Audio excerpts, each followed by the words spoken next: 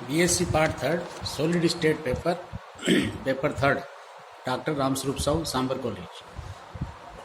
कल अपन ने जो किया था उसी से आगे बढ़ते हैं कि पहले अपन है जो इंट्रेंसिक सेमीकंडक्टर या नेज अर्धचालक, नेज या शुद्ध अर्धचालक इंट्रेंसिक सेमीकंडक्टर शुद्ध अवस्था प्योरेस्ट फॉर्म के अर्धचालक नेज अर्धचालक कहलाते हैं। आवर्त सारणी पीरियोडिक टेबल के चतुर्थ वर्ग के सदस्य सिलिकॉन जर्मेनियम नेज अर्धचालक हैं। संयोजी कोष वैलेंस सेल में 8 इलेक्ट्रॉन और संयोजी आबंध के द्वारा प्राप्त कर सिलिकॉन और जर्मेनियम स्थायित्व प्राप्त कर लेते हैं। अतः परम शून्य ताप पर सिलिकॉन और जर्मेनियम कुचालक की तरह व्यवहार करते हैं। सामान्य ताप पर संयोजी बैंड के इलेक्ट्रॉन तापीय ऊर्जा ग्रहण कर सहसंयोजी आबंध को तोड़कर चालन बैंड में पहुंच जाते हैं। इस प्रकार इलेक्ट्रॉन स्थल यानी कि आपके पास में इलेक्ट्रॉन साइड का है, इसको रिक्त रह जाती है जिसे होल कहते हैं। ये एक साधारण सी परिभाषा है जो छोटे बच्चों को हम 11th में 12th में भी पढ़ाते हैं और उसमें भी पूछते हैं कि होल से क्या समझता है। तो बच्चे अगर ईमानदारी से अगर पढ़ा हुआ है तो इतना ही कह दे कि साहब इलेक्ट्रॉन अपनी जगह छोड़ के गया, उसका रिक्त स्थान होल कहलाता है। इस प्रकार बराबर मात्रा में इलेक्ट्रॉन व होल बनते हैं और दोनों विद्युत चालन में सहयोग करते हैं।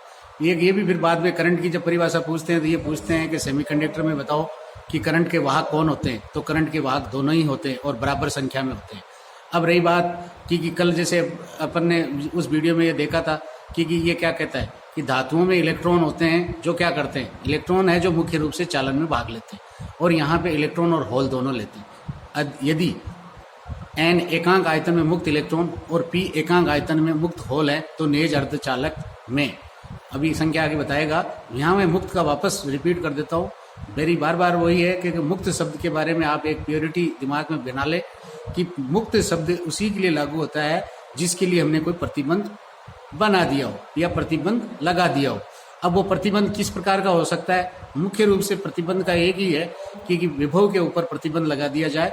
तो यहाँ मुक्त एकांक आयतन में मुक्त इलेक्ट्रॉनों की संख्या n है, तो इसका मतलब कोई ना कोई इस पूरे के पूरे सिस्टम में ऐसा कोई ना कोई प्रतिबंध या कंस्टेंट लगा हुआ है जिसकी वजह से ये मुक्त शब्द यूज किया जा रहा है।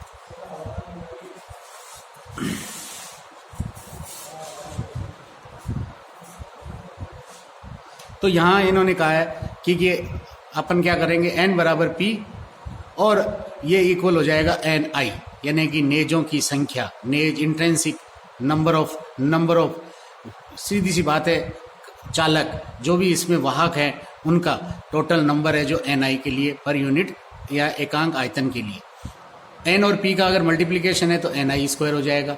तो नेज अर्धचालकों में एकांक आयतन में आवेश वाहक, नेज अर्धचालकों में फर्मी स्तर संयोजी व चालन बैंड के मध्य, यह मुख्य रूप से फर्मी स्तर की खोज ही इसी बात के लिए हुई है। इस खोज के बाद में ये खोज हुई है, खास ये खोज है EF = EV + C/2, यानी कि इन दोनों का औसत हमारे फर्मी ऊर्जा स्तर के बराबर होता है। इसकी शुद्ध रूप से प्रैक्टिकली डिस्कवरी हुई है, तभी ये लिखा गया स्थित होता है। नेज अर्धचालकों में चालकता बहुत कम होती है। चालन बैंड देख लीजिए, ये EC लिखा, EV संयोजी बैंड, संयोजी बैंड में से एक इलेक्ट्रॉन तापीय ऊर्जा, यानी कि तापीय ऊर्जा बच्चे सोचते हैं कैसी होगी, जैसे मैं ये हाथ रगड़ रहा हूँ यही तापीय ऊर्जा है।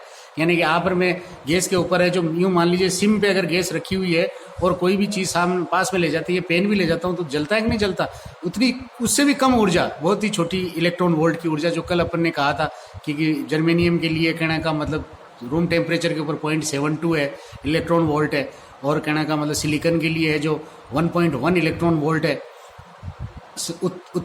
उत्तेजित इलेक्ट्रॉन जो चालन बैंड में गया है।